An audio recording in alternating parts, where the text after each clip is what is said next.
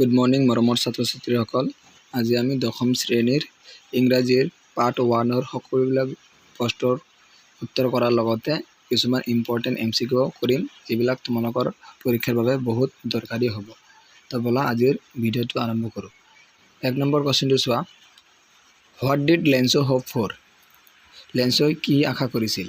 ইয়াৰ এনচাৰটো হ'ব Lencho hope for rain for his cornfield. লেঞ্চই তেওঁৰ কুঁহিয়াৰৰ খেতিৰ কাৰণে বৰষুণ বিচাৰিছিল। 2 নম্বৰটো চোৱা। Why did Lencho say the rain drops were like new coins? লেঞ্চই বৰষুণৰ টপালবোৰক কিয় নতুন মুদ্ৰাৰ দৰে কৈছিল? ইয়াৰ এনচাৰটো হ'ব he said so' because the rain drops costed a good harvest. তেওঁ এনেকৈ কৈছিল কাৰণ বৰষুণৰ টপালবোৰে উপকূলীয় শস্য চপোৱা যেন কৰিছিল। 3 নম্বৰটো চোৱা। How did the rain change what happen to Lencho's field? ইয়াৰ এনচাৰটো হ'ব the rain change into a hailstorm. Lencho's field was totally destroyed. বৰষুণ কিহলৈ পৰিৱৰ্তিত হৈছিল? শিলাবৃষ্টিলৈ পৰিৱৰ্তিত হৈছিল আৰু লেঞ্চৰ পথাৰখন একেবাৰে নষ্ট কৰি পেলাইছিল। এতিয়া 4 নম্বৰটো চোৱা। What were Lencho's feeling when the hail stopped? যেতিয়া বৰষুণ শিলাবৃষ্টি বন্ধ হৈছিল তেতিয়া লেঞ্চৰ মনৰ অৱস্থা কেনেকুৱা হৈছিল? ইয়াৰ এনচাৰটো হ'ব Lencho's soul was filled with sadness because the hail left nothing. Lencho's আত্মাখন দুখেৰে ভৰি পৰিছিল কাৰণ শিলাবৃষ্টিয়ে সকলোবিলাক নষ্ট কৰি পেলাইছিল।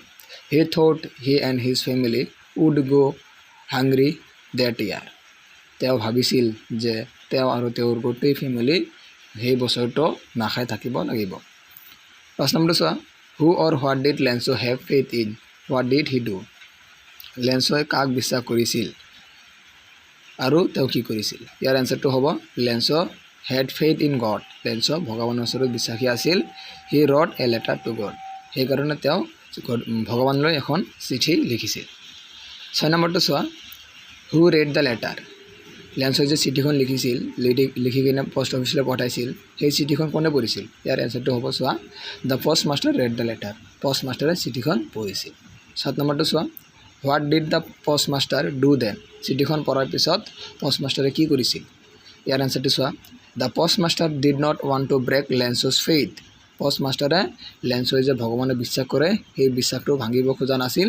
সেইবাবে he collected money from his employees and gave a part of his salary and send it to Lencho with a signature God. সেইকাৰণে তেওঁ অফিচৰ এমপ্লয়ৰ পৰা টকা কালেক্ট কৰিছিল আৰু নিজৰ চেলাৰীৰ পৰা অকণমান টকা দি চিঠিখনত গড বুলি ছিগনেচাৰ কৰি লেঞ্চলৈ পঠিয়াইছিল। 8 নম্বৰটো চোৱা। Was Lencho surprise to find a letter for him with money in it? Lencho আনন্দিত হৈছিল নে তেওঁ এটা পইচাৰ ভৰ্তি চিঠি পাই? No' Lencho was not at all surprise to find a letter for him with money in it. নহয়, লেঞ্চো আনন্দিত হোৱা নাই পইচাৰে ভৰা চিঠি এখন পাই। Because he had faith deep faith in God he knew that God would help him. কাৰণ তেওঁ ভগৱানৰ ওচৰত আত্মাৰে বিশ্বাস কৰিছিল। তেওঁ ভাবিছিল ভগৱানে তেওঁক হেল্প কৰিব, সহায় কৰিব। ঠিক আছে। এতিয়া 9 নম্বৰটো চোৱা। What made him angry? তেওঁ কিহে খং উঠাইছিল? ইয়াৰ এনচাৰটো হ'ব he ask 100 pesos from god. তেওঁ ভগৱানৰ পৰা 100 pesos খুজিছিল। When he opened the letter, he found 70 pesos in it, which made Lencho angry. কিন্তু যেতিয়া তেওঁ চিঠিখন খুলিছিল তেতিয়া তেওঁ অকল চিঠিৰ ভিতৰত 70 পেছ'হে পাইছিল, যিয়ে তেওঁক খং উঠাইছিল। ঠিক আছে। এতিয়া 10 নম্বৰটো চোৱা। Who does Lencho have complete faith in? Which sentences in the story tell you this? লেঞ্চই কাক একদম সম্পূৰ্ণভাৱে বিশ্বাস কৰিছিল? এই ষ্টৰিটোৰ কোনটো চেণ্টেন্সে এইটো তোমাক খবৰ কৰা? ইয়াৰ এনচাৰটো হ'ব চোৱা Lencho has complete faith in God. Lencho সম্পূৰ্ণভাৱে ভগৱানক বিশ্বাস কৰিছিল। দ্য চেণ্টেন্স ইজ বাক্যটো হ'ল if you don't help me my family and I will go' hungry দিছ ইয়াৰ। লেঞ্চই কৈছিল ভগৱানক যে যদি আপুনি মোক সহায় নকৰে তেনেহ'লে মই আৰু মোৰ ফেমিলি এই গোটেই বছৰটো নাখাই থাকিব লাগিব। ঠিক আছে। 11 নম্বৰটো চোৱা। Why does the postmaster send money to Lencho? Why does he sign the letter God? পোষ্ট মাষ্টাৰে লেঞ্চলৈ কিয় পইচা পঠাইছিল? তো তেওঁ কিয় চিঠিখনত গড বুলি চিগনেচাৰ কৰিছিল ইয়াৰ এনচাৰটো চোৱা the postmaster never saw' a letter that in his whole career পোষ্টমাষ্টাৰে তেওঁৰ কৰ্মজীৱনত কেতিয়াও এনেকুৱা চিঠি পোৱা নাছিলে he did not want to break Lencho's faith in God তেওঁ লেন্সৰ ভগৱানৰ বিশ্বাসটো ভংগ কৰিব খোজা নাছিল so' he sent money to Lencho and wrote a single word signature God সেইকাৰণে তেওঁ লেন্সলৈ চিঠিখন পঠাইছিল আৰু চিঠিখনৰ ওপৰত গড বুলি চিগনেচাৰ কৰিছিল 12 নম্বৰটো চোৱা did lens try to find out who head scent the money to him why and why not lens চেষ্টা কৰিছিল নে যে তেওঁলৈ কোনে পইচাটো পঠাইছিল কিয় আৰু কিয় নহয় Lencho did not try to know' who had sent him the money. He had deep faith in God. He was certain that it was God who sent him the money. লেন্সই একো চেষ্টা কৰা নাছিল যে তেওঁলৈ কোনে পইচাটো পঠাইছে কাৰণ তেওঁ ভগৱানৰ ওপৰত একদম আত্মবিশ্বাসী আছিল যে তেওঁ পইচাবিলাক ভগৱানেই পঠাইছে ঠিক আছে 13 নম্বৰটো চোৱা who does Lenso think has taken the rest of the money? What is the irony in the situation? লেন্সই বাকী থকা 30 পেছছ কোনে লৈছে বুলি ভাবিছিল এই পৰিস্থিতিৰ বিদ্ৰূপটো কি ইয়াৰ আনসাৰটো হ'ব lens was angry when he counted the pesos lens যেতিয়া পইচাবিলাক হিচাপ কৰি আছিল তেতিয়া তেওঁ খং কৰিছিল there were only 70 pesos and he asked for 100 pesos কাৰণ তাত কেৱল 70 পেছছহে পাইছিল কিন্তু তেওঁ খুজিছিল 100 pesos he thinks that the remaining 30 pesos তেওঁ ভাবিছিল যে বাকি থকা 30 pesos were stolen by the employees of the post office বাকি থকা 100 pesos কোনে লৈছিল বুলি ভাবিছিল পোষ্ট অফিচৰ এমপ্লয়বিলাক চুৰি কৰিছিল বুলি তেওঁ ভাবিছিল ঠিক আছে Lencho called them a bunch of crooks লেন্সই তেওঁলোকক কি বুলি কৈছিল বদমাছ বুলি কৈছিল বেয়া বুলি কৈছিল the irony is that the employees of the office did a noble task ইয়াত বিদ্ৰোহ হৈছে the post officeৰ এমপ্লয়বিলাক এটা ভাল কাম কৰিছে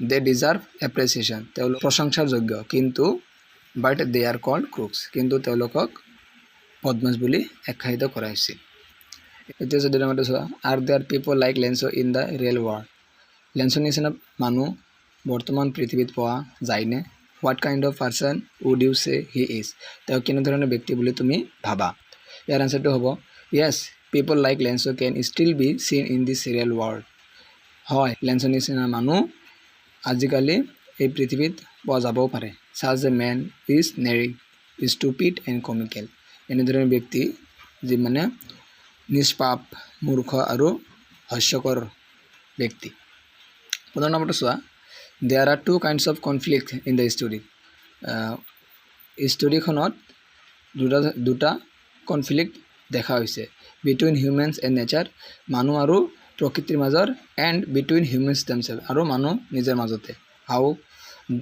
how are these conflicts illustrated এই কনফ্লিক্টবিলাক কেনেধৰণে ইলাষ্ট্ৰেট কৰা হৈছে ইয়াৰ আনসাৰটো চোৱা the first conflict is that the rain was welcome for the field first conflict হৈছে the বৰষুণক স্বাগতম কৰা হৈছিল পথাৰৰ কাৰণে but it turned into a hailstorm and destroyed the field কিন্তু ই মানে কি হলে পৰিৱৰ্তিত হৈছিল শিলাবৃষ্টিলৈ পৰিৱৰ্তিত হৈছিল আৰু ফিল্ডখন একেবাৰে নষ্ট কৰি পেলাইছিল second conflict is that the employees gave Lenso money but he called them crooks দ্বিতীয় কনফ্লিক্টটো হৈছে পোষ্ট অফিচৰ এমপ্লয়বিলাক লেন্সলৈ পইচা পঠাইছিল কিন্তু লেন্সই তেওঁলোকক বদমাছ বুলি আখ্যায়িত কৰিছিল ঠিক আছে এতিয়া কোৱেশ্চনবিলাক হৈ গ'ল এতিয়া কিছুমান মাল্টিপল চইচ কোৱেশ্চন কৰোঁ চোৱা যিবিলাক তোমালোকৰ এক্সামৰ কাৰণে বহুত ইম্পৰ্টেণ্ট বুজি পাইছা তেনেহ'লে 1 নম্বৰটো চোৱা লেন্সৰ হাউচ ৱাজ চিটুৱেটেড লেন্সৰ ঘৰ উপস্থিত আছিল ক'ত ইয়াত চাৰিটা অপশ্যন দিছে in a city in a valley on the crest of a low' hill on বিচ এইটো তোমালোকৰ কিতাপৰ ফাৰ্ষ্ট পেজতে আছে তোমালোকে চাই ল'বা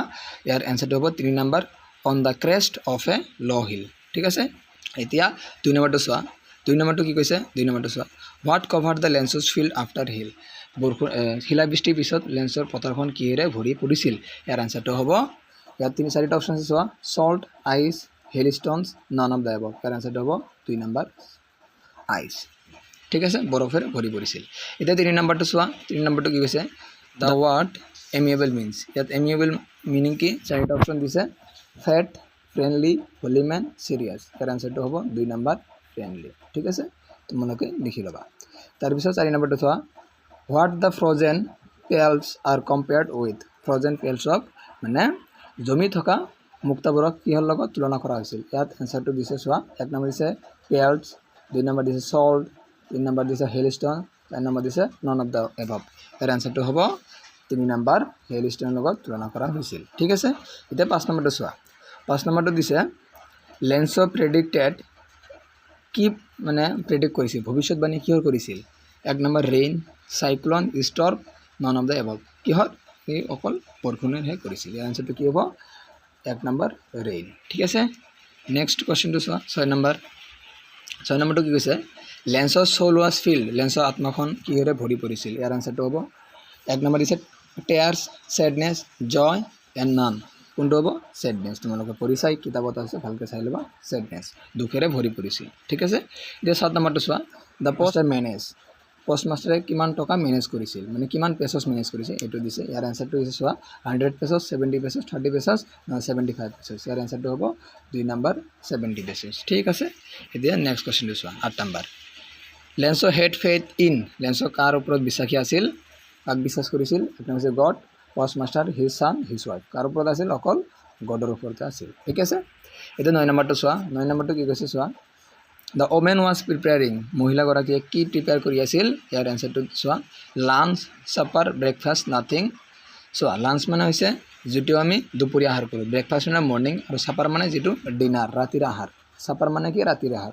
তো মহিলাগৰাকী কিহৰ আহাৰ গোটাই আছিল, ৰাতিৰ আহাৰ। ঠিক আছে, তেনেহ'লে এনচাৰটো হ'ব 2 নম্বৰ ছাপাৰ। ছাপাৰ মানে যিটো আমি ৰাতিৰ আহাৰ খাওঁ। ঠিক আছে, এতিয়া 10 নম্বৰটো চোৱা, দ্য এয়াৰ ৱাজ, এয়াৰ মানে বতাহ কেনেকুৱা আছিল। ইয়াৰ অপশ্যন 1 দিছিল চোৱা, fresh and sweet, polluted, dusty, humid. ইয়াৰ এনচাৰটো হ'ব অপশ্যন 1, ফ্ৰেছ এণ্ড চুইট। ঠিক আছে, তোমালোকে লিখি ল'বা, বহুত ইম্পৰ্টেণ্ট এইবিলাক এক্সামৰ কাৰণে। এতিয়া 11 নম্বৰটো চোৱা, the rain drops are compare with, rain drops এইবিলাক কিহৰ লগত তুলনা কৰা হৈছিল। ইয়াৰ এনচাৰটো দিছে চোৱা, 1 number new coins, silver coins, gold coins, 5 rupees coins. কোনটো হ'ব, ইয়াত অপশ্যন হ'ব 1 নম্বৰ নিউ কইন্সৰ লগত তুলনা, নতুন মুদ্ৰাৰ লগত তুলনা কৰা হৈছে। ঠিক আছে, ইয়াৰ অপশ্যন হ'ব 1 নম্বৰটো। এতিয়া 12 নম্বৰটো চোৱা, লেন্সৰ শ্ব' টুৱাৰ্ডছ নৰ্থ ইষ্ট, লেন্সই নৰ্থ ইষ্টৰ উত্তৰ পূৰ্বাঞ্চলত কি দেখিছিল। ইয়াৰ এনচাৰটো হ'ব a temple, a mountain of clouds, a valley. কিহত দেখিছিল, ইয়াৰ অপশ্যনটো হ'ব 3 number, a mountain of clouds. ঠিক আছে, অ'কে। এতিয়া নেক্সট কুৱেশ্যনটো চোৱা, 13 নম্বৰটো চোৱা, পেছছ মিনছ, ইয়াত পেছছ মানে কি বুজাইছে চোৱা। 1 নম্বৰটো দিছে, 1 নম্বৰটো দিছে লেটিন আমেৰিকা, 2 নম্বৰটো currency of Latin America, Australian currency, কইন্স।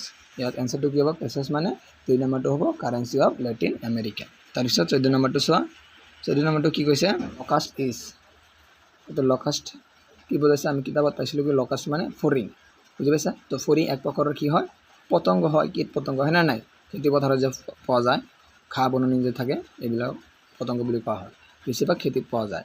তো ইয়াতে কি হ'ব তেনেহ'লে, 1 নম্বৰ দিছে এ বাৰ্ড, 2 নম্বৰ দিছে এ ইনচেক্ট, 3 নম্বৰ মাউণ্টেইন, 4 নম্বৰ নান।